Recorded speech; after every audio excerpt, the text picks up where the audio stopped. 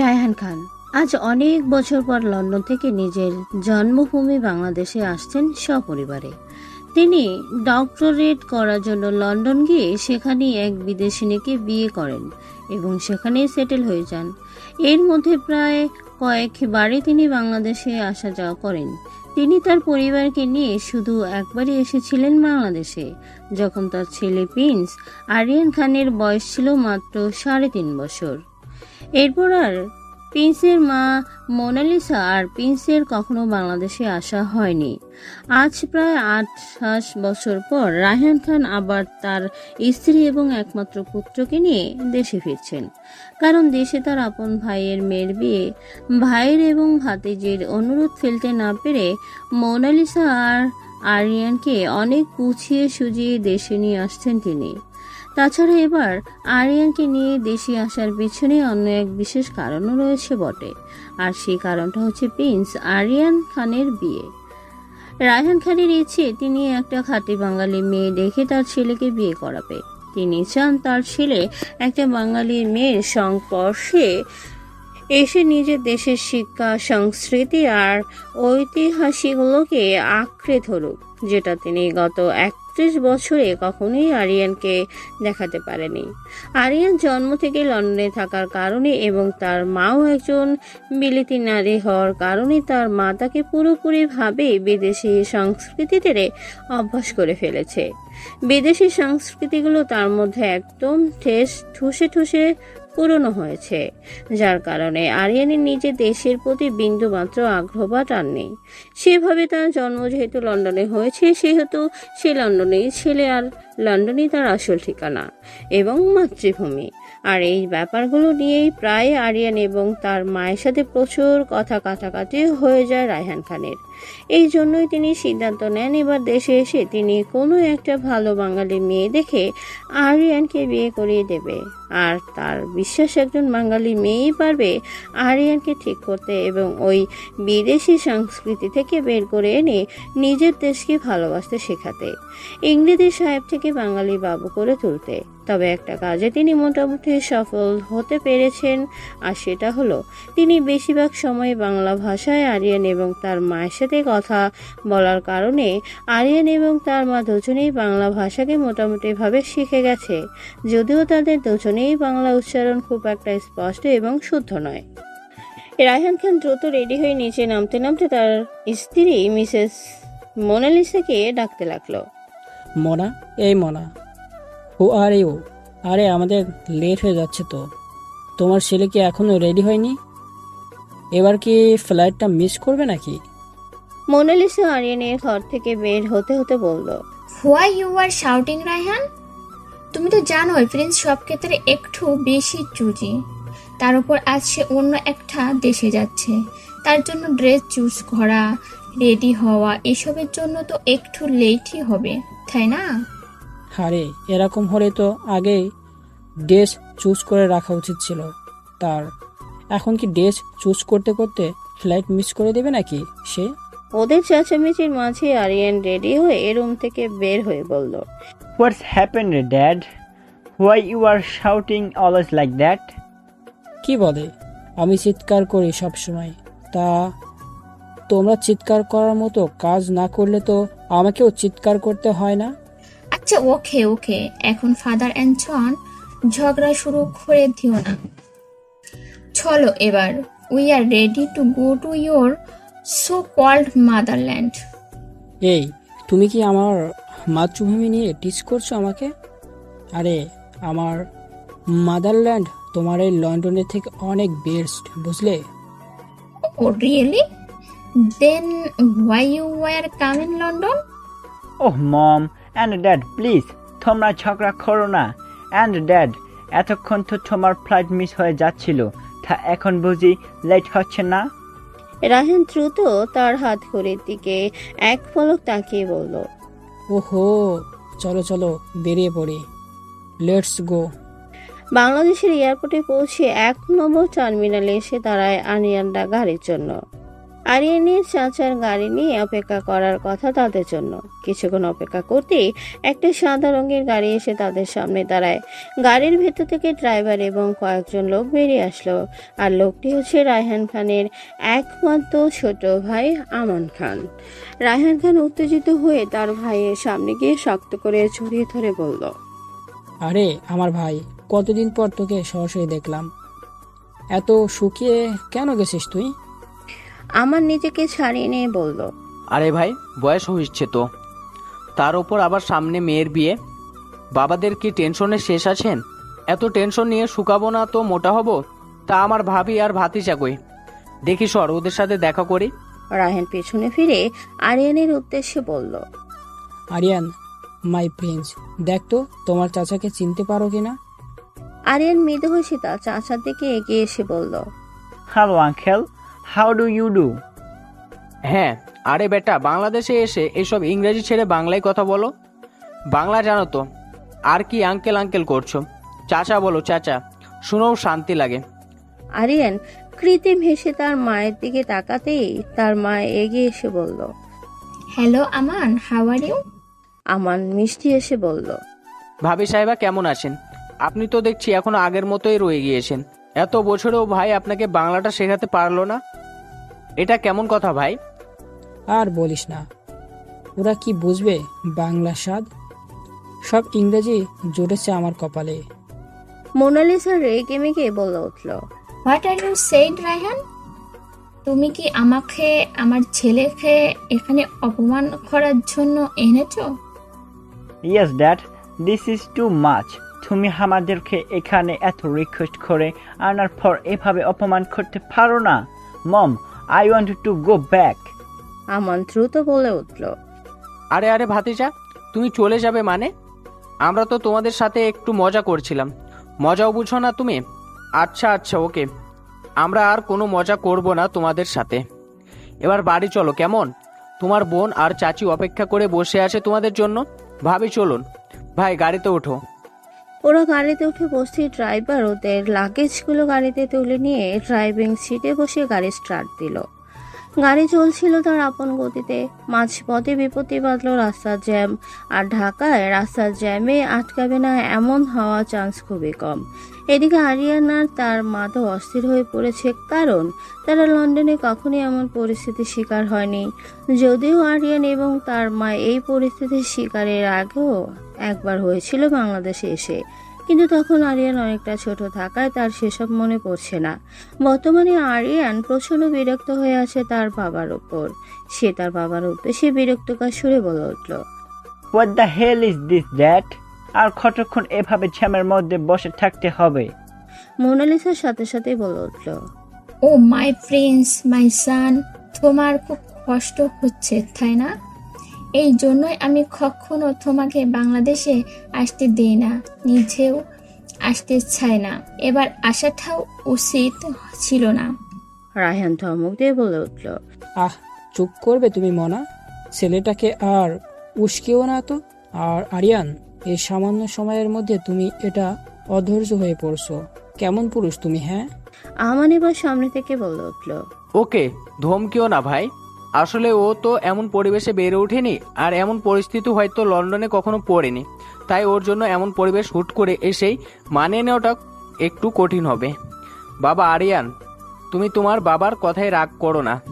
জানোই তো তোমার বাবার স্বভাব, হুটহাট করে রেগে যায়, তাই মন খারাপ করো না।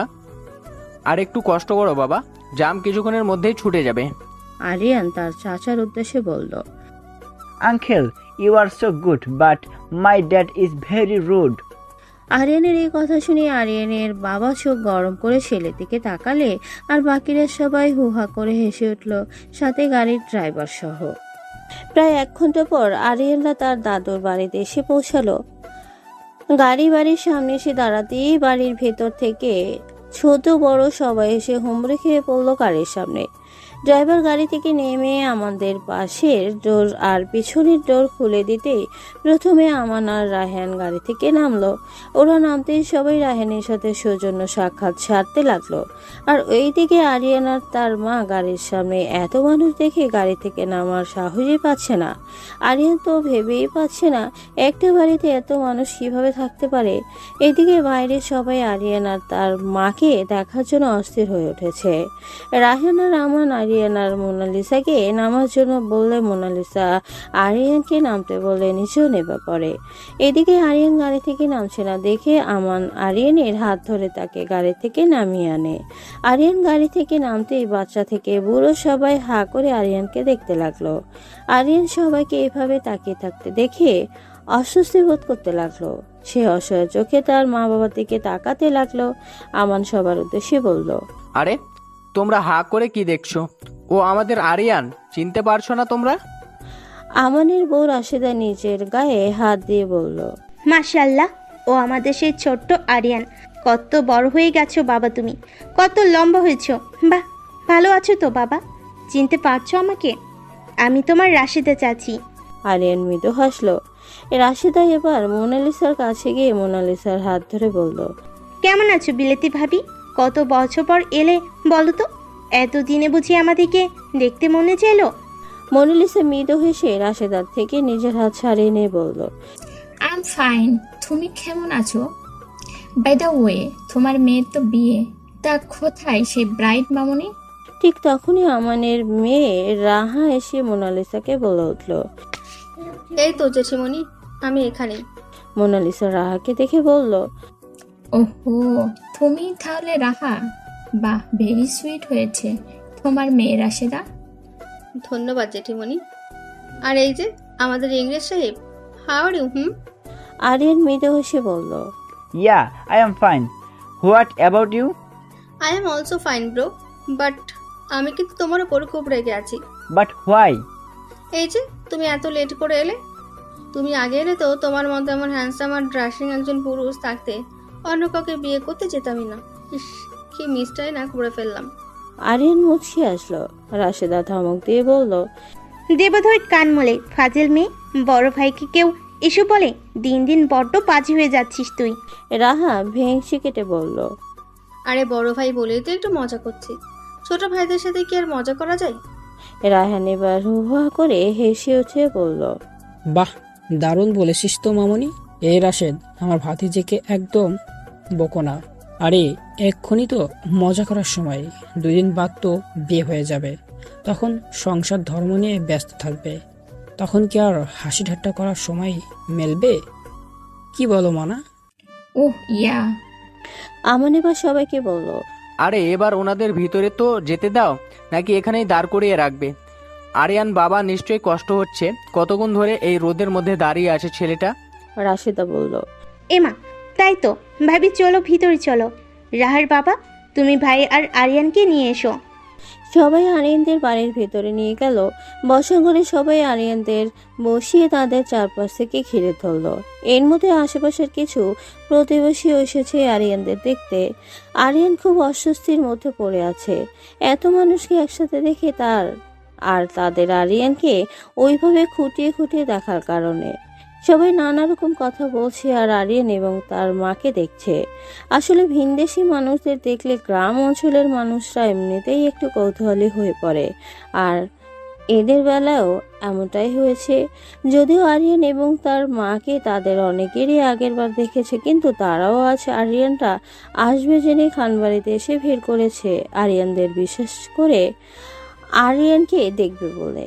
যাই হোক, আমানের বউ আরিয়ানদের সামনে এনে নানা রকমের পিঠে পুলি হাজির করেছে। আরিয়ান এত খাবার দেখে অসহায় দৃষ্টিতে তার বাবা আর মায়ের দিকে তাকাতে লাগলো। রায়হান খান তো পিঠে পুলি দেখে কোনো দিকে আর নজর না দিয়ে গপাগপ মুখে তুলতে শুরু করে দিয়েছে আর পিঠের স্বাদের প্রশংসা ভাসিয়ে ফেলেছে বাংলার মানুষের। রাশেদা বলল, এমা, আরিয়ান বাবা, তুমি খাচ্ছ না কেন? আর ভাবি, তুমিও তো হাত গুটিয়ে বসে আছো, পিঠে পছন্দ হয় না বুঝি? মোনালিসা জবাব দিল, অ্যাকচুয়ালি আরিয়ান এসব খায় না, আর আমিও ডায়েটে আছি। রায়হান পিঠা চিবোতে চিবোতে বলল, আরে রাখো তো ওইসব ডাইট ফাইট। আরে একবার মুখে দিয়ে দেখো গ্রাম বাংলার ঐতিহ্যবাহী পিঠাপুলি, দেখবে আঙুল সহ খেয়ে ফেলতে ইচ্ছা করবে। আর তখন ওইসব ডাইট ফাইট নাম ভুলে বরাবর এইসবই খেতে চাইবে। আর তোমার ওইসব ডাইট ফাইটের চক্করে দেখো আমার ছেলেটা ওইসব ঘাস পাতা খেতে খেতে কেমন শুকনা লঙ্কার মতো হয়ে যাচ্ছে দিন দিন। রায়হানের কথা শুনে উপস্থিত সবাই সজোরে হেসে উঠল। এতে আরিয়ান বিব্রত বোধ করলো। সে রেগে গিয়ে তার বাবার উদ্দেশ্যে বলে উঠল, dad, what do you mean by শুকনা লঙ্কা? রায়হান কিছু বলতে যাবে তখনই পেছন থেকে একটা মেয়ের কণ্ঠ ভেসে আসলো। মেয়েটা হচ্ছে রাহার বান্ধবী মাধুর্য মেহেরিন। মাত্রই সে রাহাদের বাড়িতে এলো রাহার বিয়েতে অ্যাটেন্ড করার জন্য। আর সদর দরজা দিয়ে ঢুকতেই বৈঠকখানা থেকে আরিয়ানের কথাটা শুনতে পেয়ে সাথে সাথে বলে উঠল, এমা, সে কি শুকনো লঙ্কা মানে জানে না? এমন মানুষ এই দেশে আসে নাকি? কথাটা বলতে বলতেই মাধুর্য বৈঠকখানার দিকে এগিয়ে গেল।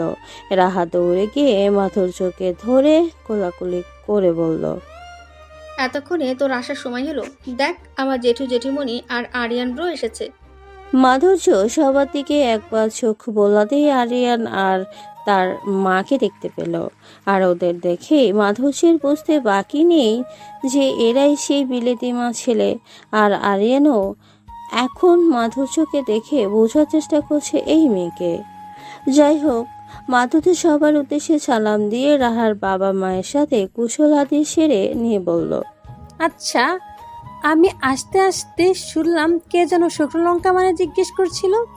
যদিও মাধুর্যের এখন বুঝতে বাকি নেই যে প্রশ্নটা আরিয়ানই করেছিল, তবু ইংরেজি সাহেবকে একটু না জ্বালালে যেন মাধুর্যের হচ্ছেই না। রাহা মাধুর্যের জবাবে বলল, আরে ওটা তো আরিয়ান ব্রো জিজ্ঞেস করেছিল জেঠুকে। মাধুর্য আরিয়ানের দিকে অবাক চোখে তাকিয়ে বলল, এ কি, উনি শুকনো লঙ্কার মানে জানেন না? এটা কোনো কথা? বাঙালি বাবার ছেলে হয়ে শুকনো লঙ্কা কি সেটা জানে না? আমি আপনাকে বলছি শুকনো লঙ্কা মানে কি। ও সরি, আপনি তো আবার বাংলা বোঝেন না। ঠিক আছে, আমি ইংলিশেই বলছি। শুকনো লঙ্কা মানে রেড চিলি। রেস্টুরেন্ট। আরিয়ান তেলে বেগুনে জ্বলে উঠে দাঁড়িয়ে বলল, তারপর তার বাবাকে বলল, What the hell, Dad? Dad, you call me dirt girly? Like seriously? I will be back in London right now. Mom, Dad is repeatedly insulting me. I will not tolerate this anymore. এইসব কি বাবা?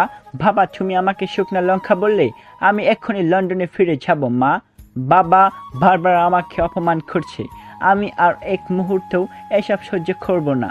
মোনালিসাও এবার রেগে গিয়ে বলল, this is too much Ryan.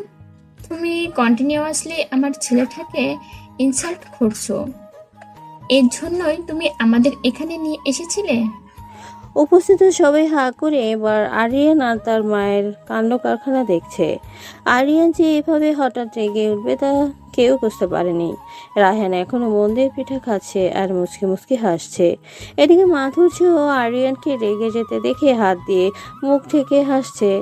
রাহা, আমান আর রাশেদা দ্রুত এগিয়ে গিয়ে আরিয়ান আর তার মাকে বোঝাতে লাগলো যেন তারা চলে না যায়। রাহা আরিয়ানকে উদ্দেশ্য করে বলল, ব্রো প্লিজ, তুমি চলে যেও না। দেখো, জেঠু তো জাস্ট তোমার সাথে দুষ্টুমি করছিল, তুমি পিঠে খাচ্ছিলে না বলে। প্লিজ তুমি জেঠুর ওপর রাগ করে লন্ডনে চলে যেও না প্লিজ। আমি তো তোমার একমাত্র বোন, বলো তুমি তোমার বোনের বিয়েতে থাকবে না?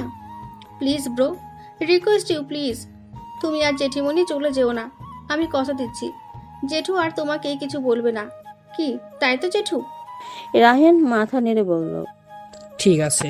এরপর আরিয়ান রাহাকে বলল, ওকে, আমি যাচ্ছি না, বাট নেক্সট টাইম এমন কিছু করলে আমি কিন্তু আর কারো কোনো রিকোয়েস্ট শুনবো না। আরিয়ানের বাংলা কথাগুলো এতক্ষণ হাঁ করে শুনছিল মাধুর্য। যেই আরিয়ান কথা থামালো অমনি মাধুর্য হুহা করে হেসে উঠল। আরিয়ান আর তার মা ভ্রু কুঁচিয়ে মাধুর্যের দিকে তাকালো। বাকি সবাইও মাধুর্যের হাসির কারণ জানতে জিজ্ঞাসার দৃষ্টিতে তাকিয়ে আছে, কিন্তু রাহা মাধুর্যের হাসির কারণটা বুঝতে পেরে চোখ গরম করে মাধুর্যকে ইশারা করলো থামার জন্য। সাথে সাথে মাধুর্য অনেক কষ্টে হাসি থামিয়ে গলাটা হালকা ঝাড়া দিয়ে চারপাশে একবার চোখ বোলালো। দেখে সবাই তার দিকে তাকিয়ে আছে, আর আরিয়ান এবং তার মা তো এখনো সন্দেহের চোখেই মাধুর্যের দিকে তাকিয়ে আছে। মাধুর্য এবার নিজেই কিছুটা বিব্রত বোধ পরিস্থিতিতে পড়ে গেল। আরিয়ান হুট করেই বলে উঠল, হে ইউ, তুমি ওইভাবে কেন হাসছিলে তখন? তুমি কি আমায় নিয়ে হাসছিলে? মাধুর্য আবার হাসি পেয়ে গেল আরিয়ানের কথা শুনে, কিন্তু এবার হাসলে প্রবলেমে পড়ে যাবে বুঝতে পেরে হাসি কন্ট্রোল করার জন্য শুকনো কাঁদতে শুরু করলো সে। রাহা দ্রুত বলে উঠল, নো ব্রো, ও তোমাকে নিয়ে হাসেনি। আসলে কি বলো তো, ও তো যখন তখন শুধু শুধু হেসে ওঠে। তারপর রাহা হাতের ইশারায় আরিয়ানকে বলল যে মাধুর্যের মাথায় গন্ডগোল আছে। আরিয়ানও সেটা সত্যি ভেবে মাধুর্যের দিকে তাকিয়ে আফসোসের সুরে বলে, ওহ রিয়েলি, সো স্যাড। এদিকে রাহা যখন আরিয়ানকে ইশারা করছিল তখন মাধুর্য সেটা দেখে ফেলে। মনে মনে তার রাহার উপর খুব রাগ হলেও এখানে সবার সামনে নিজের ভাবমূর্তি ধরে রাখছে চুপচাপ ব্যাপারটাকে হজম করে নিল সে। আমান বলল, অনেক হয়েছে রাহা, তুই মধুজাকে তোর ঘরে নিয়ে যা, আর ভাই তুমি আর ভাবি গিয়ে তোমার রুমে রেস্ট নাও। আমি আরিয়ানকে ওর রুম দেখিয়ে দিচ্ছি। অনেক ধকল গেছে তোমাদের, এবার একটু রেস্ট নেওয়া দরকার। তা ভাই, তোমার মনে আছে তো নিজের রুম কোনটা? আরে তা আর বলতে, তুই গিয়ে তোর ভাতিজিকে তোর রুমে দেখিয়ে দে। চলো মানা, আমরা রুমে যাই। মোনালিসা বসে থেকে উঠে আরিয়ানের উদ্দেশ্যে বলল, গো আর rest my prince and call me if you need anything, okay? Aman বলল, আরে ভাবি, চিন্তা করো না, আমরা তো আছি। প্রিন্সের যখন যা প্রয়োজন সব আমরাই ব্যবস্থা করব, তোমরা যাও। মোনালিসা মাথা নেড়ে রায়হানের সাথে চলে গেল। আমানও আরিয়ানকে নিয়ে আরিয়ানের জন্য সাজানো গোছানো ঘরের দিকে যেতে লাগলো। ওরা এক এক করে চলে গেলে রাশেদা মাধুর্য আর রাহাকে ঘরে যেতে বললে রাহা মাধুর্যকে নিয়ে চলে যায় নিজের ঘরে।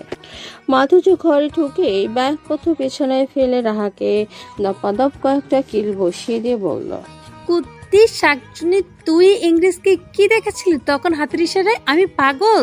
তুই এই ইংরেজটার কাছে আমি পাগল বানালি?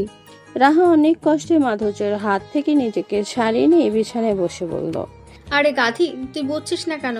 তখন ওইটা না বললে তো ব্রো আবারও রেগে যেত, আর তখন আবার চলে যেতে চাইতো। তাই পরিস্থিতি শান্ত করার জন্যই আমি ওইটা বলেছি, বুঝলি? আর তখন থেকে ইংরেজটা কি বলছিস রে? আমার ব্রোর কি নাম নেই নাকি? জানিস কত সুন্দর নাম ব্রোর, প্রিন্স আরিয়ান খান। জোস না? মাধুর্য মুখ ফেংচি দিয়ে রাহার পাশে গিয়ে বসে বলল, হ্যাঁ, তাতে কি এসে গেল? নাম কি রাখা আছে? দেখ তো, মনে হচ্ছে ইংরেজি ছাড়া ছাড়া আর ভুলভাল কয়েকটা বাংলা বলা ছাড়া আর কিছুই পারে না মনে হচ্ছে না? বিলেতি মাল। এই একদম আমার ব্রোকে নিয়ে ভুলভাল বকবি না। তুই যেমনটা ভাবছিস ব্রো মোটেও তেমন নয়। হ্যাঁ, এটা ঠিক যে সে বাংলাটা খুব ভালো পারে না, আর কেন পারে না এটাও নিশ্চয়ই তুই বুঝতে পারছিস। আর বাংলা পারে না বলে যে সে কিছুই পারে না, এইটাও ভুলেও ভাবতে চাস না। জানিস ব্রো কত শিক্ষিত আর ব্রিলিয়ান্ট একটা ছেলে? জানলে তো আকাশ থেকে পড়ার মতো অবস্থা হবে তোর। মাধুর্য এক গালে হাত দিয়ে কিছুটা তাচ্ছিল্য সুরে বলল, ওহো তাই, তাহলে বলে ফেল দেখি, জেনে নিয়ে আমিও একটি আকাশ থেকে পড়ি। হাসছিস তো? ঠিক আছে, শোন তাহলে।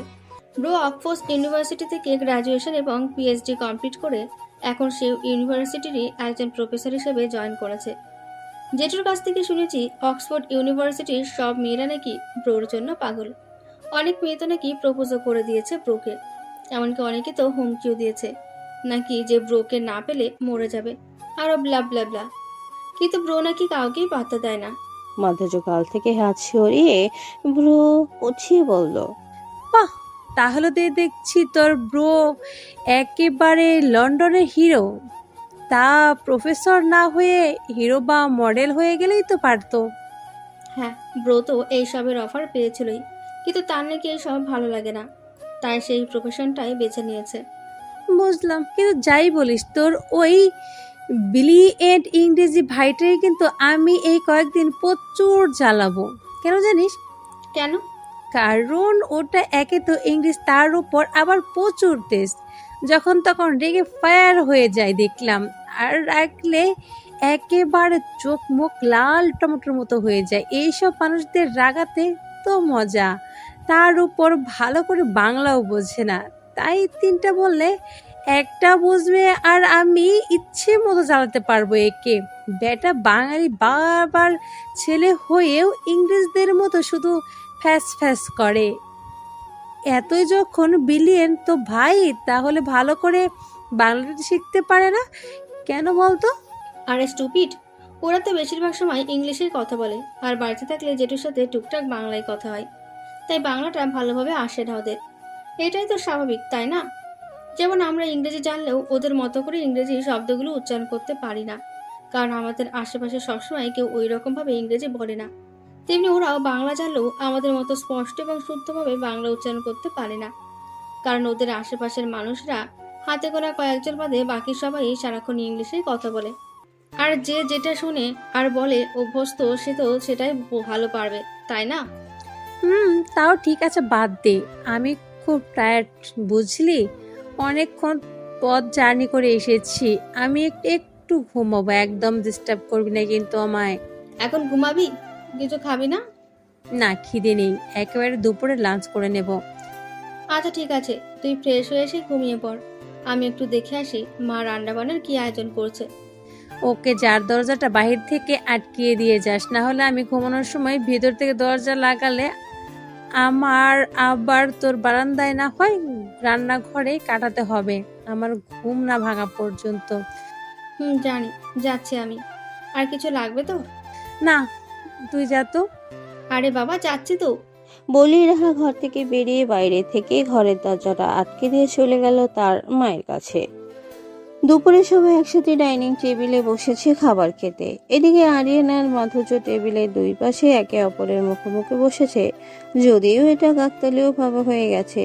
টেবিল ভর্তি প্রচুর খাবার আইটেম, আর তার উপর সবগুলো তেল মশলা যুক্ত দেখে আরিয়ান একটা শুকনো ঢোকিলে বলল, oh no, what are this? Aman বলল। কেন, কি হয়েছে আরিয়ান?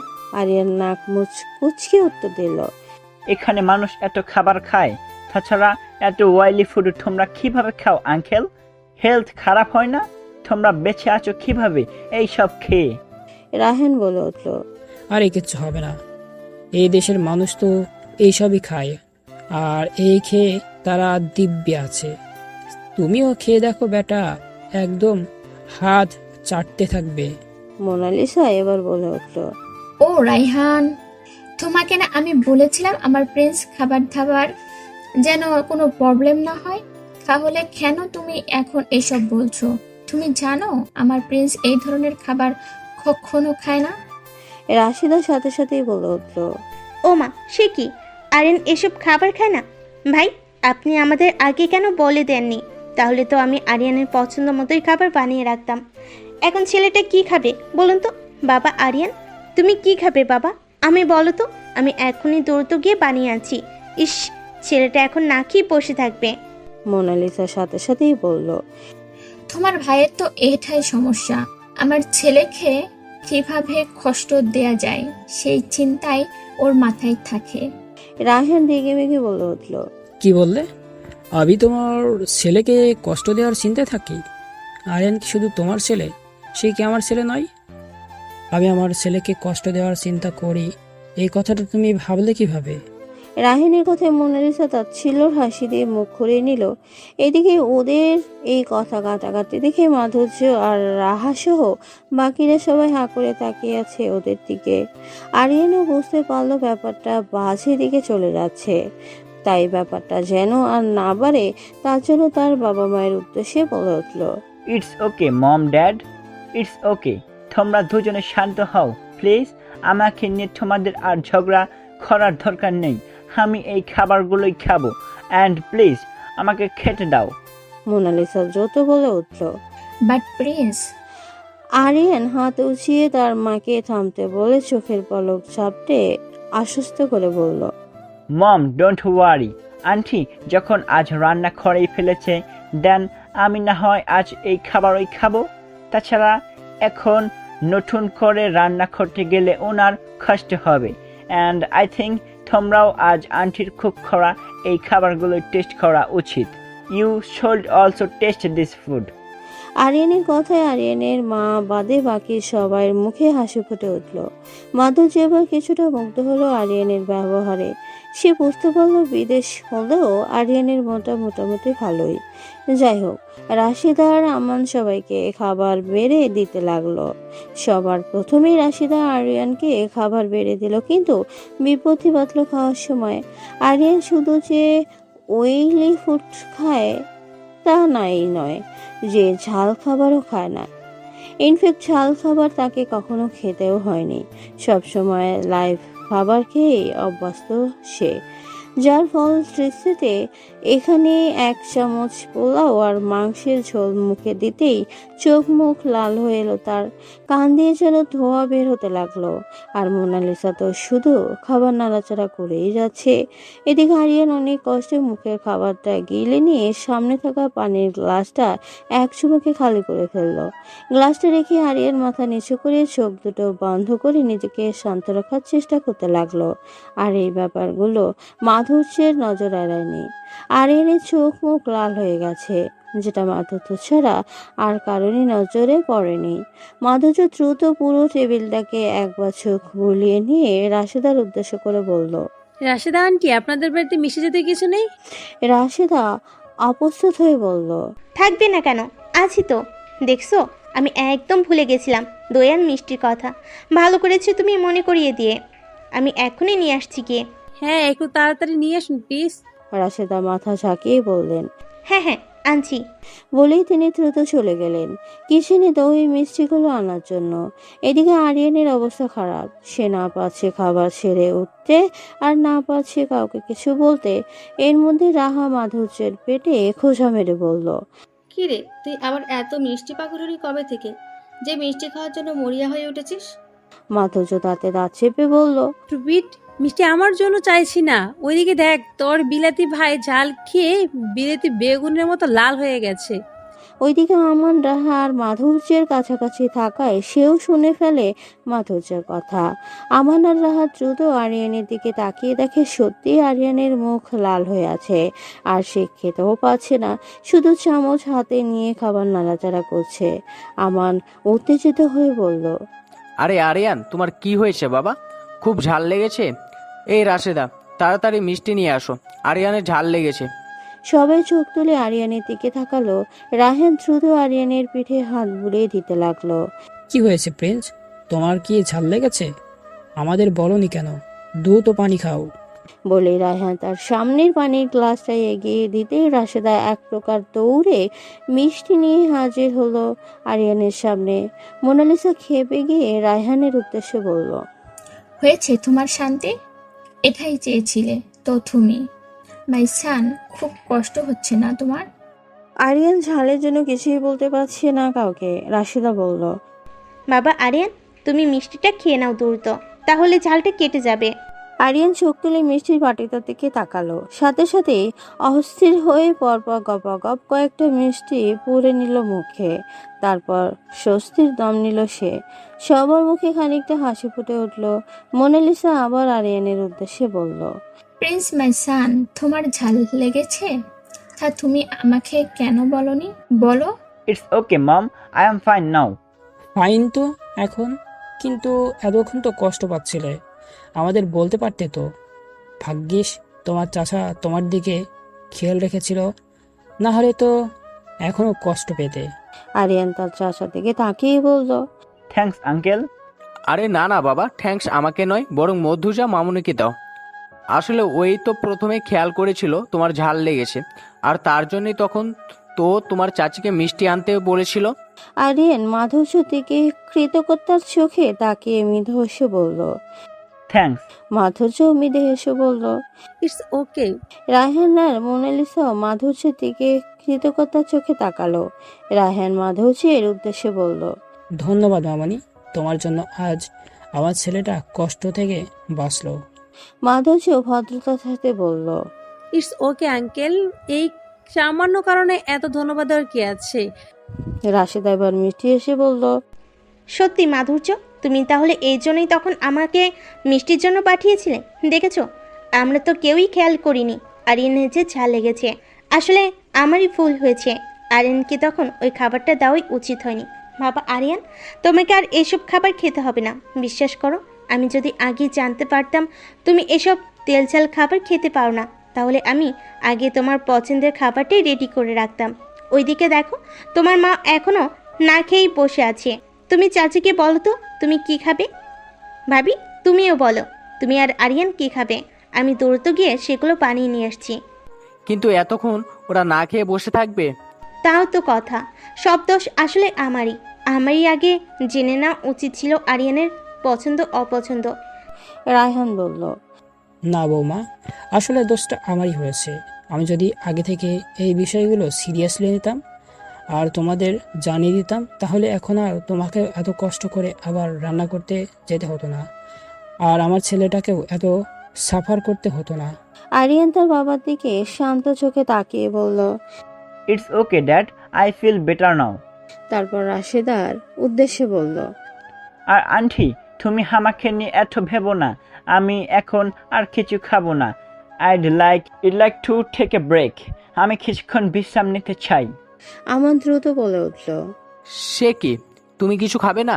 তাহলে তো শরীর খারাপ করবে তোমার বাবা। মোনালিসাও বলল। হি ইজ রাইট মাই সান, তুমি না খেয়ে থাকলে তো তোমার হেলথ খারাপ হবে। নো মম, আমার কিছুই হবে না। Didn't you see how many sweets I at?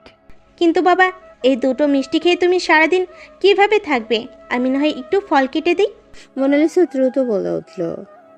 Yeah, you R right Rasheda, তুমি বরং একটু ফ্রুট সালাদ করে দাও প্রিন্সের জন্য। রাশেদা দ্রুত মাথা নেড়ে বলল। আমি এখনই গিয়ে নিয়ে আসছি। আরে তুমি একটু বসো। হ্যাঁ ভাবি, তুমিও বসো, আমি তোমার জন্য ফ্রুট সালাদ বানিয়ে আনছি। বলেই দ্রুত চলে গেল আবার রাশেদা কিচেনে। দুপুর করে বিকেল এলো। বাড়িতে আস্তে আস্তে আত্মীয় স্বজনরাও একে একে অনেকেই আসতে লাগলো। বিয়ের এক সপ্তাহ আগ থেকে অনেক মেহমানরা একে একে আসা শুরু করে দিয়েছে, কারণ রাহাদের বাড়িতে যে কারো বিয়ে শাদির আয়োজন অনেক ধুমধাম করেই করা হয়। রাহার বেলাও তাই। পুরো এক সপ্তাহ জুড়ে বিয়ের বিভিন্ন প্রোগ্রাম চলছে, আর এই ব্যাপারগুলো যাতে আরিয়ান এনজয় করতে পারে তার জন্যই এক সপ্তাহ আগে আরিয়ান আর মোনালিসাকে নিয়ে দেশে চলে আসে রায়হান খান। যাই হোক, বাড়িতে এখনো সব আত্মীয় স্বজন এসে পৌঁছায়নি, তবে আজ রাহার এক মামা আসার কথা। লোকটা পুরোই জোকার টাইপ। সে যেখানেই যায় সেখানেই হাসির রোল পড়ে যায়, আর সেই জন্যই রাহা আর মাধুর্য ওয়েট করে আছে তার আসার জন্য। নইলে যে বাড়ির আনন্দটাই জমবে না। মাধুর্য কখনো রাহার মামাকে দেখেনি, কিন্তু রাহার কাছে তার মামার অনেক মজার মজার গল্প শুনেছে, যার কারণে লোকটাকে সরাসরি দেখার জন্য বেশ কৌতূহলী হয়ে আছে সে। রাহা মাধুর্যের সাথে ঘরে বসে বসে এতক্ষণ তার মামার ব্যাপারেই গল্প করছিল আর হাসাহাসি করছিল। এক পর্যায়ে মাধুর্য বলল। রাহা, চল একটু বাগান থেকে ঘুরে আসি। ঠিক আছে, চল। তারপর রাহা আর মাধুর্য দুজনে বাগানে যাওয়ার জন্য পা বাড়ালো। দুজনে সিঁড়ি দিয়ে নামতে নিলেই হঠাৎ রাশেদা সামনে পড়ল। কিরে, কোথায় যাচ্ছিস তোরা? মা, মাধুর্য বলছিল একটু বাগানে যাবে হাঁটতে, তাই ওকে নিয়ে বাগানে যাচ্ছি। হ্যাঁ, ভালো কথা। আচ্ছা শোন, কি মা? আরিয়ানকেও তোদের সাথে নিয়ে জানা। ছেলেটা সেই আসার পর থেকেই একা একা। কতক্ষণ আর রুমে বসে থাকা যায় বল? এখানকার তো কিছুই ও চিনে না, যে একটু ঘাড়বে আর না আছে এখানে ওর কোনো সঙ্গী সাথী। তাই তোরাই বরং ওকে নিয়ে গিয়ে একটু ঘুরিয়ে আন।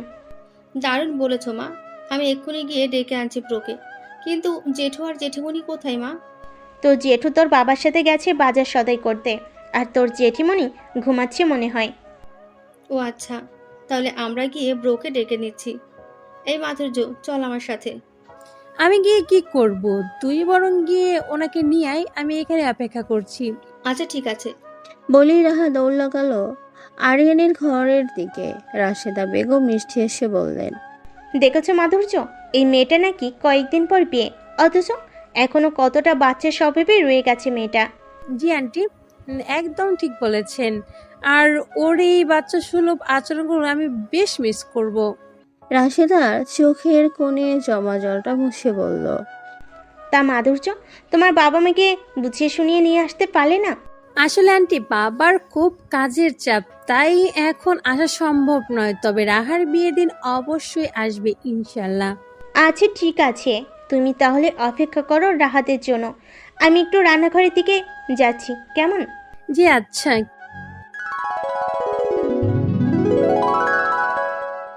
দরজা নক করতে ল্যাপটপ থেকে মুখ তুলে দরজার দিকে তাকিয়ে আরিয়ান বলল, হু ইজ দিস? ব্রো, আমি রাহা। দরজা খুলে বেরিয়ে আসো। ওহ, জাস্ট ওয়েট এ মিনিট। বলে আরিয়ান ল্যাপটপ বন্ধ করে হাতের আঙ্গুলের সাহায্যে নিজের চুলগুলো ব্রাশ করতে করতে গিয়ে দরজা খুলে দিল। দরজা খুলতেই রাহা মিষ্টি এসে আরিয়ানকে বলল, ব্রো চলো, আমরা বাইরে যাব। বাইরে কোথায়? আসলে আমি আর আমার বান্ধবী মাধুর্য মিলে বাগানের দিকে যাচ্ছিলাম, আর তখন মা বললো তোমাকেও সাথে নিয়ে গিয়ে একটু ঘুরিয়ে আনতে। তুমি তো আসার পর থেকে আর বাড়ির ভেতর থেকে বের হওনি। চলো, তোমায় পুরো বাড়িটা ঘুরিয়ে দেখাবো। আরিয়ান খুশি হয়ে বলল, ওহ রিয়েলি? খুব ভালো, চলো তাহলে। হ্যাঁ চলো। ওইদিকে মাধুর্য রাহাদের জন্য অপেক্ষা করতে করতে ঘটে গেছে আর এক ঘটনা। রাহার মা যখন মাধুদের সাথে কথা বলে কিচেনের দিকে চলে যায়, তখন তার ঠিক কিছুক্ষণের মধ্যে আরবদের পোশাক গায়ে শেখদের মতো দেখতে এক লোক এসে হাজির হলো মাধুর্যের সামনে। মাধুর্য প্রথমে তাকে দেখেনি, কারণ তখন মাধুর্য ফোনে স্ক্রল করছিল। লোকটি মাধুর্যের দৃষ্টি আকর্ষণ করতে একটা লম্বা করে সালাম দিল মাধুর্যের উদ্দেশ্যে। মাধুর্য চমকে উঠে সামনে তাকাতেই লোকটাকে দেখে কিছুটা ঘাবড়ে গিয়ে তার সালামের জবাব দিয়ে বলল, কে আপনি? I mean where you? লোকটা কিছুটা ভাব নিয়ে আরবদের মতো করে বলল, ইয়া হাবিবি, I am mister Kismat from Dubai. ও আচ্ছা, দেখে এনে কি চাই মিস্টার কিশমিশ? I mean Kismat from Dubai. ইয়া হাবিবি, আমি এখানে আমার একমাত্র ভগ্নিপতির একমাত্র স্ত্রীর একমাত্র মেয়ের মানে আমার একমাত্র আদরের ভাগ্নির বিয়েতে এসেছি। কিন্তু আপনি কোন হে ইয়া হাবিবি? মাধুর্যর আর বুঝতে বাকি নেই এটাই রাহার সেই সুপার কমেডিয়ান মামা কিসমিস। আসলে রাহারাও তার মামাকে মজা করে কিসমিস মামা বলেই রাখে। মাধুর্য মুখে হাসি ফুটিয়ে তুলে কিসমিসের উদ্দেশ্যে কিছু বলার আগেই পিছন থেকে রাহার আরিয়ান এসে হাজির। রাহা তার মামাকে দেখে উত্তেজিত কণ্ঠে বলল, কিশমিশ মামা। মাধুর্য আর কিসমত দুজনেই রাহার দিকে তাকালো। রাহা দৌড়ে তার মামার কাছে এলো। কিশমিশ মামা, তুমি চলে এসেছো? কখন এলে? আর আমাদের ডাকুনি কেন? ইয়া হাবিবি, মাই ডিয়ার ভাগ্নি, কাইফা হালুকা। হুম। ওহ সরি মাই ডিয়ার ভাগ্নি, তুমি তো আমার এর আবেগ বুঝো না। আমি বলছি যে তুমি কেমন আছো? হ্যাঁ, অনেক ভালো। তুমি এসে গেছো তাই এখন আরো বেশি ভালো লাগছে। খুব আনন্দ হবে এবার। কিসমত এবার মাধুর্যর দিকে ইশারা করে রাহাকে উদ্দেশ্য করে বলল, তা মামা এই হাবিবা কে তো চিনতে পারলাম না। ওহ মামা, তোমাকে আমার বেস্ট ফ্রেন্ড মাধুর্যের কথা বলেছিলাম না? এই হচ্ছে সেই মাধুর্য। ও আচ্ছা আচ্ছা, কাইফা হালুকা ইয়া হাবিবি। মাধুর্য মিষ্টি হেসে জবাব দিল, আলহামদুলিল্লাহ মামা, আপনি কেমন আছেন? আমি অলওয়েজ ঝাঁকানাকা থাকি।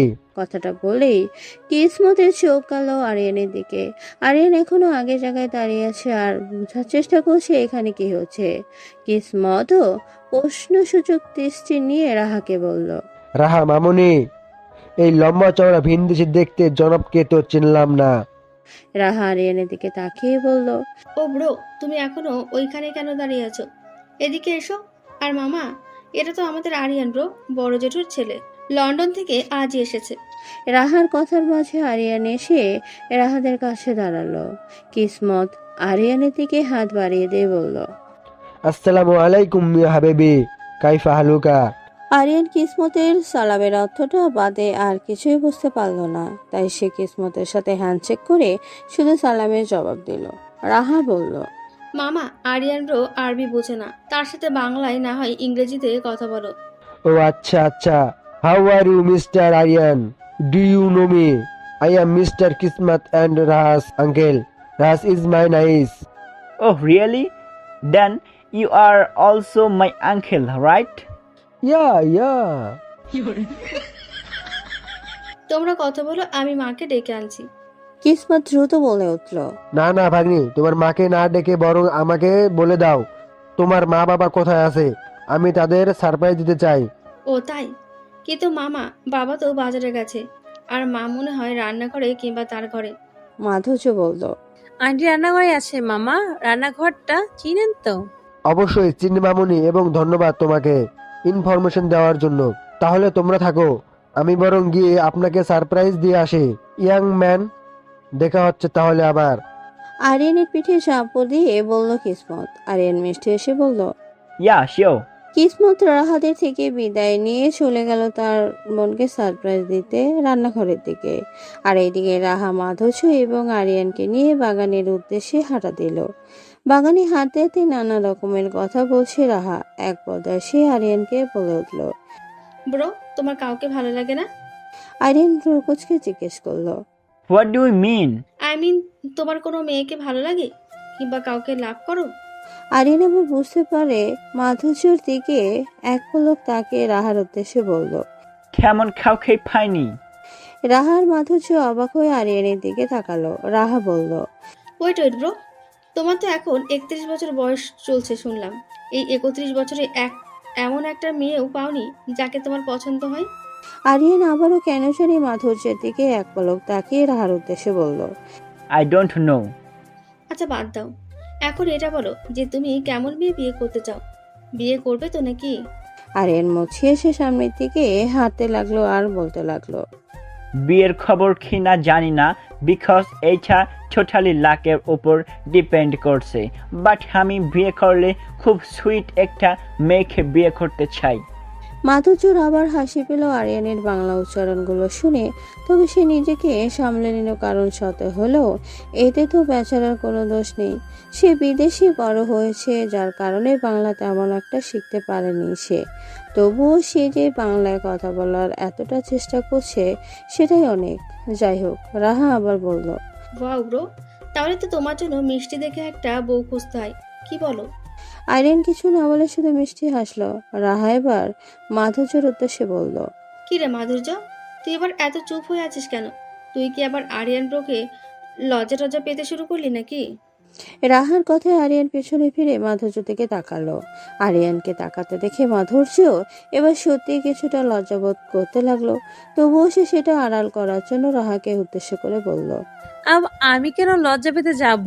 ওনাকে অযথা উল্টাপাল্টা কথা বলিস না তো। আমি তো জাস্ট তোদের কথা শুনছিলাম, তাই চুপ করেছিলাম। আরিয়ান মুছিয়ে এসে আবার সামনের দিকে ঘুরে হাঁটতে লাগলো। এদিকে রাহা ঠিকই মাধুর্যের মুখে লজ্জার আভা দেখতে পেয়েছে, তবুও সে আর আরিয়ানের সামনে এই নিয়ে কখনো কথা বলল না। রাহা প্রসঙ্গ পাল্টে করে আরিয়ান আর মাধুর্যকে একে অপরের মধ্যে জড়তা কাটিয়ে তোলার জন্য বলল। ব্রো শোনো। আরিয়ান পিছনে ফিরে বলল। ইয়েস, বলো। তুমি আর মাধুর্য এখানেই থাকো, হ্যাঁ? আমি গিয়ে 3 জনের জন্য কফি নিয়ে আসি। মাধুর্য বলল। তাহলে আমিও যাই, চল। রাহা দ্রুত সজোরে বলে উঠল। না। আরিয়ান আর মাধুর্য দুজনেই অবাক হলো রাহা এভাবে না বলে ওঠায়। রাহা তা বুঝতে পেরে কৃত্রিম হেসে বলল। না মানে তুই গিয়ে কি করবি? আমি গিয়ে নিয়ে আসছি, এই যাবো আর আসবো। ততক্ষণ বরং তুই আর ব্রো একটু কথা বল। তাছাড়া তুই আর আমি দুজনে যদি চলে যাই কফি আনতে, তাহলে ব্রো এখানে একা আনইজি ফিল করবে, তাই না ব্রো? আরিয়ান রাহার কথা জবাবে কিছু না বলে মাধুর্য দিকে তাকালো। সে বুঝতে চাইছে মাধুর্য এখানে আরিয়ানের সাথে থাকতে চাইছে কিনা। মাধুর্য ব্যাপারটা বুঝতে পেরে বলল। আচ্ছা যা, তবে তাড়াতাড়ি ফিরবি কিন্তু। হ্যাঁ অবশ্যই, আমি আসছি। হ্যাঁ ব্রো, তুমি মাধুর্যর সাথে কথা বলো, আমি তাড়াতাড়ি ফিরে আসবো। আরিয়ান মুছিয়ে এসে মাথা নাড়ালো। রাহা চলে গেল বাড়ির ভেতরে। এবার আরিয়ান আর মাধুর্য একে অপরের দিকে তাকালো। আরিয়ান মুচকে এসে বলল। চলুন সামনেই যাই। মাধুর্য মাথা নেড়ে সম্মতি জানিয়ে হাঁটা ধরলো আরিয়ানের সাথে। কিছুক্ষণ দুজনই নীরবে হাঁটতে লাগলো। এরপর এক পর্যায়ে নীরবতা ভেঙে আরিয়ান বলে উঠল। What's your name? মাধুর্য মুচকে এসে বলল। Madhurya Mehrin. Wow, nice name. Thank you. Your most welcome. By the way, আপনি কি করেন? I mean, what do you do? জি, আমি রাহার সাথে এবার অনার্স ফাইনাল ইয়ারে পরীক্ষা দিয়েছি, কিন্তু এখনো রেজাল্ট বের হয়নি। ও আচ্ছা, খুব ভালো। মাধুর্য হাসলো। আরিয়ান কিছুটা বিব্রত বোধ হয়ে বলল। তুমি হাসছো কেন? আর ইউ লাউচিং অ্যাট মি? মাধুর্য কিছুটা অপ্রস্তুত হয়ে বলল। না না, আমি তো এমনিতেই হাসছিলাম। আই নো ইউ আর লাউচিং অ্যাট মি বিকজ আমি ভালোভাবে বাংলা পড়তে পারি না। অ্যাকচুয়ালি আমার বার্থ তো লন্ডনে হয়েছিল, আর আমি হোল লাইফ সেখানেই ছিলাম। That's why I can't speak Bangla very well. আমি যতটুকু বাংলা পড়তে জানি তা শুধু আমার ড্যাডের থেকেই শুনে শিখেছি। বাট আই নো আমার বাংলা সঠিক নয়, তবুও আমি চেষ্টা করি বাংলা বলার, বিকজ এতে আমার ড্যাড খুব হ্যাপি হয়। মাধুর্য এবার বুঝতে পারলো যে আরিয়ানের উচ্চারণ বা কথা বলা নিয়ে তার তখন ওইরকম মজা করা একদমই ঠিক হয়নি। আরিয়ানের জায়গাটা নিজে থাকলে হয়তো তার ক্ষেত্রেও এমনটা হতো। সেও হয়তো ভালোভাবে বাংলা পড়তে পারতো না, আর তারও হয়তো তখন খারাপ লাগতো কেউ তার উচ্চারণ নিয়ে মজা করলে, হাসাহাসি করলে। এখন আরিয়ানেরও নিশ্চয়ই খুব খারাপ লাগছে। তাই অনুতপ্ত দৃষ্টিতে আরিয়ানের দিকে তাকিয়ে বলল। আমি দুঃখিত মিস্টার আরিয়ান, আমি সত্যি এবার আপনাকে কষ্ট দেওয়ার জন্য বা আপনাকে বিদ্রুপ করে হাসিনি, কিন্তু এটা ঠিক যে প্রথম এই বাড়িতে আসার পর আপনার কথা শুনে আমি হেসে ফেলেছিলাম, তার জন্য আমি সত্যিই দুঃখিত। আমার এরকম করা একদমই উচিত হয়নি। আমারও বোঝা উচিত ছিল যে সবার একটা নির্দিষ্ট মাতৃভাষা আছে, আর সেটা ভাষায় হয়তো সবচেয়ে বেশি ভালো জানে। যেমন আমি বাংলা খুব সহজে কথা বলতে পারি, ঠিক তেমনি আপনি ইংরেজিতে সবচেয়ে ভালোভাবে কথা বলতে পারেন, কারণ যুক্তি দিয়ে ভাবতে গেলে আসলে এটাই আমাদের মাতৃভাষা। তাই আমি আপনার কাছে ক্ষমা চাচ্ছি, আপনি রাগ করবেন না প্লিজ। আরিয়ান মিষ্টি এসে বলল। নো নো, ইটস ওকে, আমি রাগ করিনি একদমই। ধন্যবাদ, কিন্তু আমার একটা রিকোয়েস্ট আছে, রাখবেন? ইয়া শিওর, কি করতে হবে বলুন।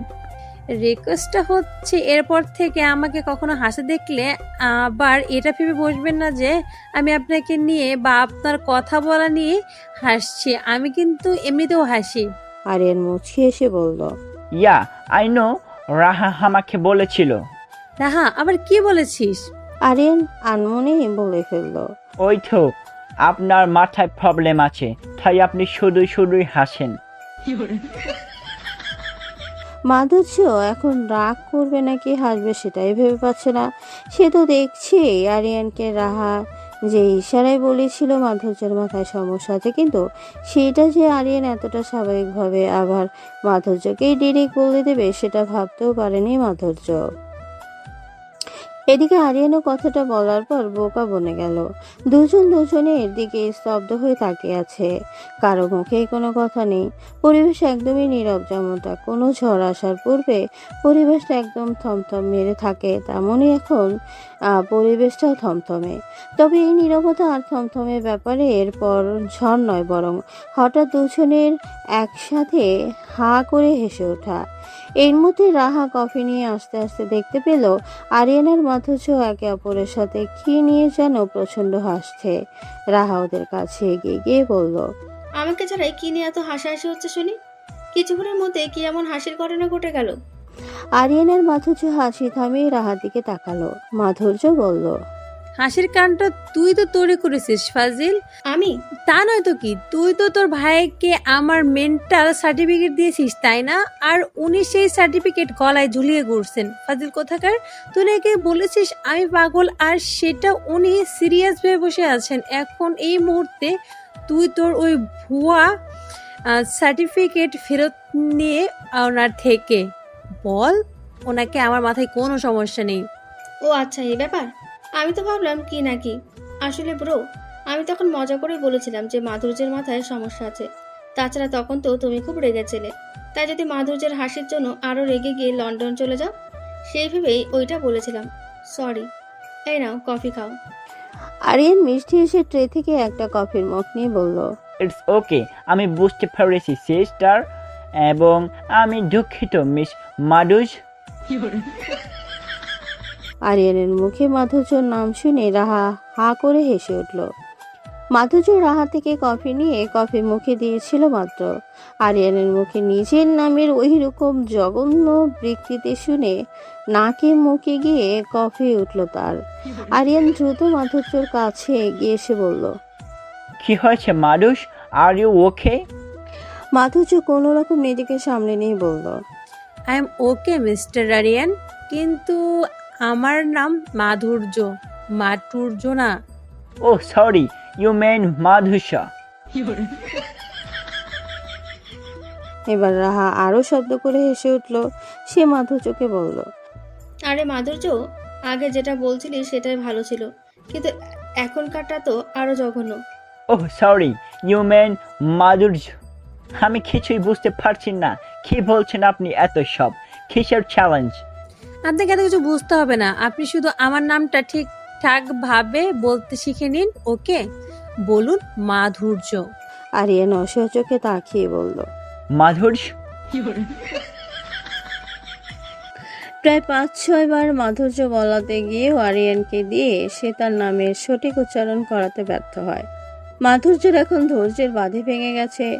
এমন সময় রাহা কফিতে চুমুক দিয়ে বলল, হয়েছে, আর তোদের কাউকে এই নাম নিয়ে যুদ্ধ করতে হবে না। ব্রো, তুমি যখন মাধুর্যের পুরো নামটা বলতে পারছো না, তখন আমি তোমার জন্য ওর নামটা একটু কাট করে সহজ করে দিই। তুমি এবং মাধুর্যকে জাস্ট মাধু বলো, কি পারবে তো? আরিয়ান মিষ্টি এসে মাধুর্যর দিকে তাকিয়ে বলল, অফকোর্স মাধু। মাধুর্য এবার রেগে মেগে কিছু একটা বলতে যাবে, ঠিক তখনই পেছন থেকে রায়হান আর আমান এসে উঠল। রায়হান রাহাদের উদ্দেশ্যে উত্তেজিত কণ্ঠে বলে উঠল, কে আবার হাডুডু খেলছে রে? এই তোরা হাডুডু খেলিস নাকি? তাহলে কিন্তু আমরাও খেলবো। কত বছর হাডুডু খেলি না, কি বলিস আমান? রায়হানের কথা শুনে আবার হাসির রোল ফেলে দিল রাহা। রাহা হাসতে হাসতে কোনো রকমে বলল, ওহো জেঠু, এখানে কেউ হাডুডু খেলছে না, এখানে তো মাডুডু খেলা চলছে। ভালো হচ্ছে না কিন্তু রাহা। মাডুডু খেলা হচ্ছে মানে? এটা আবার কেমন খেলা? আর তুমি এমন রেগে আছো কেন মথুর সরষা মামনি? মাধুর্য এবার অভিযোগের সুরে এতক্ষণ তার নাম নিয়ে কি কি হচ্ছিল তার সব খুলে বলল ওদের কাছে। বেচারা আরিয়ান মুখ কাচুমাচু করে মাধুর্যের দিকে তাকিয়ে আছে। ওইদিকে আমান আর রায়হান মাধুর্যের কথাগুলো শুনে মন দিয়ে শুনে কিছুক্ষণ চুপ থেকে দুজন দুজনের দিকে সিরিয়াস ভঙ্গিতে তাকিয়ে হঠাৎ করেই দুই ভাই একসাথে হা হা করে হেসে উঠল। ওদের হাসি দেখে ওখানে সাথে রাহাও আবার হাসিতে যোগ দিল। ওদের তিনজনের দেখা দেখি আরিয়ানও মুখে হাসি ফুটে উঠল কিছুটা, কিন্তু ওদের সবাইকে এভাবে হাসতে দেখে মাধুর্য এবার কাঁদো কাঁদো চেহারা করে আমান আর রায়হানের উদ্দেশ্য করে বলতে লাগলো, আঙ্কেল, আপনারাও এখন আমার নাম নিয়ে হাসছেন? ধ্যাত, আমি থাকবোই না এখানে। বলেই মাধুর্য বাচ্চাদের মতো নাক ফুলিয়ে রাহার হাতের কফির মগটা ধরিয়ে দিয়ে লম্বা লম্বা পা ফেলে চলে যেতে লাগলো। পিছন থেকে রাহা আমানরাও ডাকছে মাধুর্যকে, আর সেই সাথে আরিয়ানও মাডু মাডু বলে ডাকছে। আর এই ডাক শুনে যেন আগুনে ঘি ঢালার মতো মাধুর্যকে আরও তাতিয়ে দিল। সে ফুঁসতে ফুঁসতে বাড়ির ভেতরে চলে গেল। রায়হান বলল, যা, মেয়েটা চলে গেল। আমাদের এইভাবে হাসাটা একদমই উচিত হয়নি। ডোন্ট ওয়ারি জেঠু, ও কিছুক্ষণ পর এমনিই ঠিক হয়ে যাবে। আরিয়ান মন খারাপ করে বলে উঠল, আমার মাধুকে সরি বলা উচিত ড্যাড, বাট আমি বুঝতে পারছি না সে কেন এত রাগ করছে। আমি তো রাহা যেটা বলল সেটাই বললাম, তবুও মাধু কেন এত রাগ করলো? রাহা ট্রেতে কফির মগটা রাখতে রাখতে বলতে লাগলো, ডোন্ট ওয়ারি ব্রো, মাধুর্য কিছুক্ষণ পর এমনিতেই ঠিক হয়ে যাবে। আর আমি তো আছি, আমি এক্ষুনি গিয়ে ওর রাগ ভেঙে দেবো। তুমি এখন বাবা আর জেঠুর সাথে গল্প করো, আমি মাধুর্যের কাছে যাচ্ছি। দাও, কফির মগটা দাও। আরিয়ান কফির মগটা রাহার হাতে থাকা ট্রের উপর রেখে রাহা বুঝতে পারলো মাধুর্য ওইভাবে চলে গেছে বলে আরিয়ানের মন খারাপ হয়েছে। তাই সে আর তাকে না করলো না। দুজনেই আমান আর রায়হানের থেকে বিদায় নিয়ে চলে গেল বাড়ির ভেতরের দিকে। রায়হান চুপচাপ আরিয়ানের যাওয়ার দিকে তাকিয়ে থেকে কিছু একটা ভাবছিল। আমান তার ভাইয়ের উদ্দেশ্যে বলল, কি এত ভাবছো ভাই? আরিয়ানের মন খারাপ সেটা নিয়ে? না, তাহলে? ভাবছি আমার যে ছেলে লন্ডনে অনেক সুন্দরী সুন্দরী মেয়েদেরও পাত্তা দেয় না, এমনকি অনেক নামি দামির মডেল অ্যাক্টর যদি তার সামনে দিয়ে ছোট ছোট পোশাক পরেও চলে যায়, সে তাদের দিকে ঘুরেও তাকায় না। লন্ডনে অনেক মেয়ে তাকে না পেলে সুইসাইড করবে বলেও হুমকি দিয়েছে, কিন্তু সে এগুলো কানেও নেয়নি। অথচ আর সে ছেলেকে এই একদিনের পরিচয়ে একটা সাধারণ বাঙালি মেয়েকে নিয়ে এতটা ভাবতে দেখেছি। ইনফাস্ট সে মেয়েটা তার উপর রাগ করছে বলে তারও মন খারাপ হচ্ছে। সে ভাবছে তার কারণে ওই মেয়েটি কষ্ট পেয়েছে বা মন খারাপ করেছে। ভাবতে পারছিস, আমার ডোন্ট কেয়ারের মাথা নিয়ে ঘোরা ছেলে এই প্রথম কোনো মেয়েকে কেয়ার করছে। তার মন খারাপ, নিজেও মন খারাপ করছে, আর তাকে সরি পর্যন্ত বলতে চাইছে। এবার মনে হচ্ছে আমার দেশে আসাটা সার্থক হবে রে ভাই। আমার মনে হচ্ছে এবার ছেলের বউ নিয়ে লন্ডনে ফিরতে পারবো। আমান অবাক হয়ে বলল। মানে কি বলছো এসব? আমি তো কিছুই বুঝতে পারছি না। রায়হান আমানের কাঁধে হাত রেখে বলল। মনে হচ্ছে এই সে মেয়ে যার জন্য আমার ছেলে এত বছর ধরে অন্য কোনো মেয়ের প্রতি দুর্বল হয়নি। আর এই মেয়ে সেই মেয়ে যে কিনা আমার বিলিত ছেলেকে ইংরেজ সাহেব থেকে একদম খাঁটি বাঙালি বাবু বানাতে পারবে। দেখলি না, সামান্য একটু তেজ দেখেই আমার ছেলে কেমন নিস্তুজ হয়ে গেল। ওর জায়গায় অন্য কোনো মেয়ে হলে আই অ্যাম শিওর দ্যাট সে এতক্ষণে সে মেয়েটাকে দাঁতের ডাক্তারের কাছে পাঠাইতো। ওইদিকে মাধুর্য ঘরে এসে মুখ ফুলিয়ে বসে আছে। রাহা ঘরের দরজার সামনে এসে ঘরের ভিতর উঁকি মেরে মাধুর্যের অবস্থা দেখে নিল। রাহার পিছনে দাঁড়িয়ে আছে আরিয়ান। সে এসেছে মাধুর্যকে সরি বলতে, নইলে নাকি তার মনে শান্তি আসবে না। যাই হোক, রাহা মাধুর্যকে দেখে নিয়ে আরিয়ানকে হাতের ইশারায় ভেতরে যেতে বলে নিজেও ঘরের ভেতরে ঢুকে পড়ল। রাহা ঘরে ঢুকলেও আরিয়ান ঘরে না ঢুকে ভদ্রতা বজায় রাখতে দরজায় নক করলো। মাধুর্য মুখ তুলে দেখে রাহা তার সামনে, আর দরজার সামনে আরিয়ান দাঁড়িয়ে আছে বাচ্চাদের মতো মুখ করে। আরিয়ানের এই বাচ্চা সুলভ চেহারা দেখে মাধুর্যের খুব জোর হাসি পেল। সে ভাব নিয়ে মুখ খুঁড়ে বসে রইল। রাহা বলল, মাধুর্য ব্রো তোর সাথে কথা বলতে এসেছে, তোকে সরি বলতে চাই। আর আমিও সরি রে। মাধুর্য রাহার দিকে না তাকিয়ে বলল, আমার কারোর সরির প্রয়োজন নেই। আরিয়ান এবার দরজার সামনে থেকেই বলে উঠল, আমি সরি মাধু, ওহ সরি, আমি আর তোমাকে নাম ধরে থাকবো না, প্রমিস। তুমি আমার উপরে রাগ করে থেকো না। তুমি না চাইলে আমি আর তোমার সাথে কথাও বলবো না, বাট তবুও তুমি আমার উপরে রাগ করে থেকো না। আমি তো আর কদিন পরেই চলে যাব লন্ডনে, তখন আর আমার রং বাংলাগুলো শুনতে হবে না তোমায়। সো এই কদিন না হয় আমাকে একটু সহ্য করে নাও। আর আমার আর কিছু বলার নেই, চলে যাচ্ছি আমি, বাই। আরিয়ানের কথাগুলো শুনে রাহা মাধুর্য দুজনেই খুব খারাপ লাগলো। আর মাধুর্য বুঝতে পারলো যে তার এই ব্যাপারটা নিয়ে এতটা রিয়েক্ট করা ঠিক হয়নি, যেখানে সে জানে আরিয়ানের বাংলায় কথা বলতে কষ্ট হয়। আরিয়ান মুখ ঘুরিয়ে চলে যেতে নিলে মাধুর্য দ্রুত উঠে বলল, শুনুন। আরিয়ান থেমে গিয়ে পেছনে তাকালো।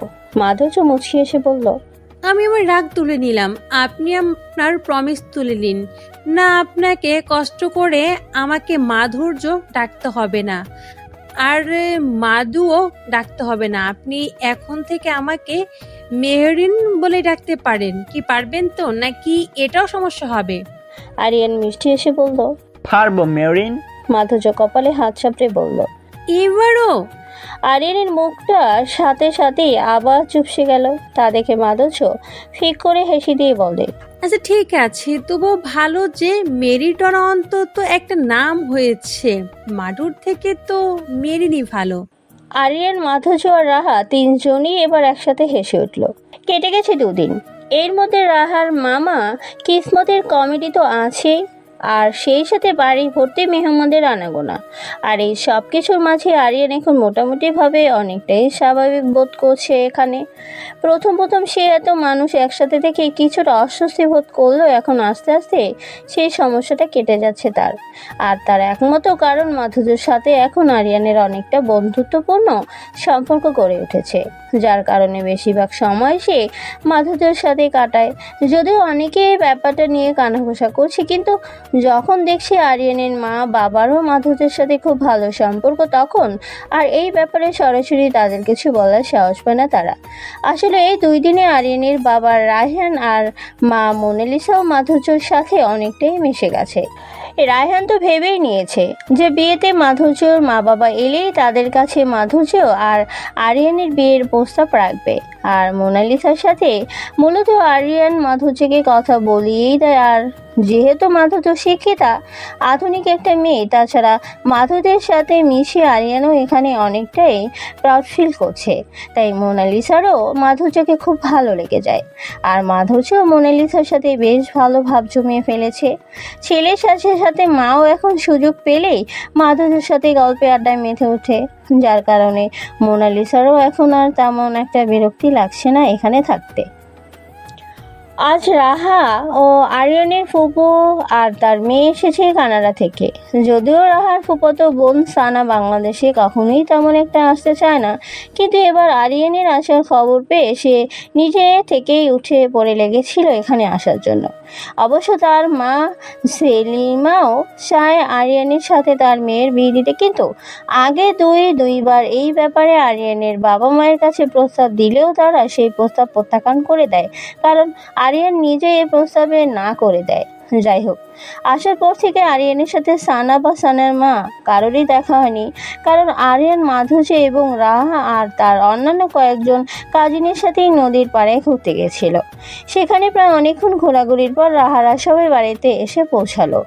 আরিয়ানের একটা ফোন কল আসায় সে কল অ্যাটেন্ড করার জন্য সবাইকে বলে ফোন রিসিভ করে বাড়ির দিঘির পাড়ে চলে যায় হাঁটতে হাঁটতে। আর রাহারা সবাই বাড়ির ভেতরে চলে যায়। আরিয়ান কথা বলছে প্রায় আধা ঘন্টা ধরে। এখন পর্যন্ত সানা আর তার মা আরিয়ানের দেখা না পেয়ে একে ওকে জিজ্ঞেস করছে আরিয়ানের কথা। মোনালিসাকে জিজ্ঞেস করলে মোনালিসা বলে সেও এখনো আরিয়ানকে দেখেনি। এই কথা বলে মোনালিসা মাধুর্যকে ডেকে নিয়ে তার সাথে করে ঘরে চলে যায় কিছু একটা বলতে। আর এদিকে সানা মাধুর্যের সাথে মোনালিসার এত ভাব দেখে জ্বলে পুড়ে খারখার অবস্থা। সানা রেগে মেগে নিজের ঘরের দিকে চলে যায়। ঘরে গিয়ে সে বারান্দায় গিয়ে দাঁড়াতেই হঠাৎই তার চোখ পড়ে বাড়ির এক পাশে দিঘিটার দিকে। সানা যেন মেঘ না চাইতেই জলই পেয়ে গেল। দ্রুত সে দিঘির দিকে যাওয়ার জন্য পা বাড়ালো। এদিকে মোনালিসা তার ঘরে গিয়ে মাধুর্যকে বলল, ম্যারিনা, মাই সুইট হার্ট, তুমি নাকি খুব ভালো শাড়ি পরাতে পারো। জি আন্টি, কিন্তু কেন? অ্যাকচুয়ালি তোমার আঙ্কেল আমাকে রিকোয়েস্ট করেছে রাহার ওয়েডিং এ শাড়ি পরতে, তো আমি চাই তুমি আমাকে সুন্দর করে শাড়ি পরিয়ে দাও। ও শিওর আন্টি, আপনি একদম চিন্তা করবেন না। আমি যখন বলবেন তখনই আমি আপনাকে শাড়ি পরিয়ে দিতে চলে আসবো। মোনালিসা মিষ্টি এসে বলল, গুড গার্ল, এই জন্যই I like you. But Marina, what is my prince? থাকে তো অনেকক্ষণ দেখছি না। সে তো তোমাদের সাথেই গেছিল। আন্টি ডোন্ট ওয়ারি, উনি মনে হয় বাগানে বা দিঘির পাড়ে আছে। আসলে ওনার একটা ফোন কল এসেছিল, তাই উনি ফোনে কথা বলার জন্য বাড়ির বাইরে থেকে যায়। ও ভালো, চলো আমরাও একটু গার্ডেন থেকে ঘুরে আসি। তোমার আঙ্কেল তো সেই যে কোথায় গেছে এখনো ফেরার নাম নেই। ওকে চলুন তাহলে বাগান থেকে ঘুরে আসি। ওকে চলো। মাধুর্য আর মোনালিসা চলে যায় বাগানের দিকে। ওইদিকে সানা দৌড়ে দিঘির কাছাকাছি গিয়ে চারিদিকে একবার চোখ বুলিয়ে দেখে নীল আশেপাশে আর কেউ আছে কিনা। দেখলো যে কেউ নেই, তাই আরিয়ানও দিঘির দিকে মুখ করে দাঁড়িয়ে কথা বলছে। সানা চুপি চুপি ধীর পায়ে এক পা করে আরিয়ানের পেছনে গিয়ে দাঁড়িয়ে যেই পেছন থেকে আরিয়ানকে জড়িয়ে ধরতে যাবে, ঠিক তখনই আরিয়ান সেখান থেকে সরে অন্যদিকে যেতে লাগে। আর সানা গিয়ে ধপাস করে দিঘির পানিতে পড়ে যায়। হঠাৎ করে পানিতে কিছু পড়ার শব্দে আর সানার চিৎকারে আরিয়ান চমকে উঠে পেছনে তাকায়, তাই দেখে সানা পানিতে পড়ে হাবুডুবু খাচ্ছে। আরিয়ান ভ্রু কচিয়ে সানার দিকে তাকাতেই সানার ডুবে যাওয়ার অভিনয়টা আরো ভালো করে করতে লাগলো আর ওকে পানি থেকে তোলার জন্য আরিয়ানকে অনুরোধ করতে লাগলো। আরিয়ান সেদিকে পাত্তা না দিয়ে ফোন কানে নিয়ে আবার কথা বলতে লাগলো, অন্যদিকে চলে যেতে লাগলো। আর পানিতে পড়ে সানা বারবার আরিয়ানকে ডাকতে লাগলো আর বলতে লাগলো, please help me Arian baby, আমি ডুবে যাচ্ছি, প্লিজ আমাকে উপরে তোলো বেবি, প্লিজ সেভ মি। এইদিকে মাধুর্য আর মোনালিসা হাঁটতে হাঁটতে বাগানের দিকে যেতেই হঠাৎ মাধুর্য চোখ গেল দিকের দিকে। তার চোখ দুটো পুরো গোল গোল হয়ে গেল নিমেষে। সে দেখতে পেল সানা পানিতে পড়ে হাবুডুবু খাচ্ছে। ওইদিকে আরিয়ান ওই জায়গা থেকেও সেটা দেখছে না, সে এখনো ফোন নিয়েই ব্যস্ত। মাধুর্য দ্রুত আরিয়ানের নাম ধরে চিৎকার করে ডেকে উঠল। এবার মোনালিসা অবাক হয়ে সেই দিকে তাকাতেই সেও এই দৃশ্য দেখলো। মাধুর্য এবার ছুটে লাগালো সেদিকে। মাধুর্যর পেছন পেছন মোনালিসাও দ্রুত সেদিকে পা বাড়ালো। মাধুর্যকে দিঘির কাছে দৌড়ে যেতে দেখে সানা রাগে দাঁত কিরমির করতে লাগলো, কারণ তার পরিকল্পনা ভেস্তে দেবে এখন। মাধুর্য দিঘির সামনে গিয়েই অস্থির হয়ে গেল কি করবে ভেবে, কারণ মাধুর্য নিজেও সাঁতার জানে না, আর ওইদিকে আরিয়ানও ফোনে ব্যস্ত। মোনালিসা দ্রুত ওদের কাছে পৌঁছে সানাকে বলতে লাগলো, ও নো সানা বেবি, তুমি পানিতে ঘুরে পড়ে গেলে। কথাগুলো বলে সে দ্রুত আরিয়ানকে ডাকতে লাগলো। প্রিন্স মাই সান, তাড়াতাড়ি এদিকে এসো, পন্ডে পড়ে গেছে। আরিয়ান তার মায়ের গলা শুনে দ্রুত পেছনে ফিরে দেখে তার মা আর মাধুর্য দুজনেই সানাকে পানি থেকে তুলতে অস্থির হয়ে পড়েছে, আর সানাও এখনো তার নাটক চালিয়ে যাচ্ছে। আরিয়ান ঠোঁট কামড়ে ধরে দ্রুত মাধুর্যর কাছে গিয়ে বলল, what happen mom and Marin, তোমরা এখানে কি করছো? প্লিজ কাম ফাস্ট মাই সান, সানা ডুবে যাচ্ছে, প্লিজ সেভ হার। মাধুর্য আরিয়ানকে তাড়া দিয়ে বলল, প্লিজ মিস্টার আরিয়ান, দ্রুত ওকে পানি থেকে ওঠানোর ব্যবস্থা করুন, ও ডুবে যাবে তো। আরিয়ান একটা দীর্ঘশ্বাস ছেড়ে বলল, ওকে ওকে, কুল ডাউন প্লিজ, আমি ওকে পানি থেকে ওঠানোর ব্যবস্থা করছি। বাই দ্য ওয়ে মেরিন, আমি একটা কথা বলতেই ভুলে গেছিলাম।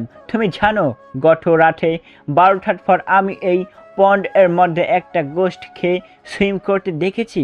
গোস্টটা দেখতে খুবই আগলি অ্যান্ড হরেবল ছিল। আরিয়ান কথাটা শেষ করতেই সানা নো বলে চিৎকার দিয়ে পানি থেকে উঠতে নিলেই দ্রুত আরিয়ান সেখান থেকে খানিক দূরে সরে যায়, যাতে সানা ভয় পাওয়ার উছিলা দিয়ে আবার তার উপর গিয়ে না পড়ে। এদিকে সানা পানি থেকে উঠে তার খেয়াল দিল সে যে এতক্ষণ সাঁতার না জানার অভিনয় করছিল, কিন্তু এখন সে মোনালিসা আর মাধুর্যর সামনে ধরা পড়ে গেল। সে আরিয়ানের দিকে একটা গরম দৃষ্টি ফেলে হনহন করে কাউকে কিছু না বলেই সেখান থেকে চলে গেল। আর আরিয়ান মুছিয়ে এসে বোকা বনে যাওয়ায় তার মা আর মাধুর্যর দিকে তাকিয়ে ভ্রু নাচালো। মাধুর্য আর মোনালিসা একে অপরের দিকে কিছুক্ষণ স্থির স্থির তাকিয়ে থেকে হঠাৎ হা হা করে হেসে উঠল, আর ওদের সাথে তাল মিলিয়ে আরিয়ানও হাসতে লাগলো। আজ রাহার গায়ে হলুদে অনুষ্ঠান শুরু হবে বিকেল থেকে। বিকেলে উৎসব মুখর পরিবেশ, হই হুল্লোড়, চারিদিকে নানান রঙের আলোর ঝলমলানি। কেউ নিজে সাজতে ব্যস্ত তো কেউ আবার অন্যকে সাজাতে ব্যস্ত। এর মধ্যে রাহাকে এসে সাজিয়ে গেছে পার্লারের কয়েকজন মেয়ে। পুরুষেরা সারাদিন নানা কাজে ব্যস্ত থাকার পর বিকেল হলে নিজেরা অনুষ্ঠানের জন্য তৈরি হতে শুরু করে। সব পুরুষেরা আজ গ্রামীণ স্টাইলে পাঞ্জাবি ও লুঙ্গি পরবে এবং কাঁধে থাকবে গামছা, আর নারীরা সব এক কুচিয়ে হলুদ শাড়ি। এদিকে মাধুর্য মোনালিসাকে শাড়ি পরিয়ে দিয়ে নিজেও গেছে তৈরি হতে। সবার সব ঠিকঠাক আছে, কিন্তু বিপত্তি বেঁধেছে আরিয়ানের পোশাক পরা নিয়ে। সে কিছুতেই লুঙ্গি পরতে চাইছে না।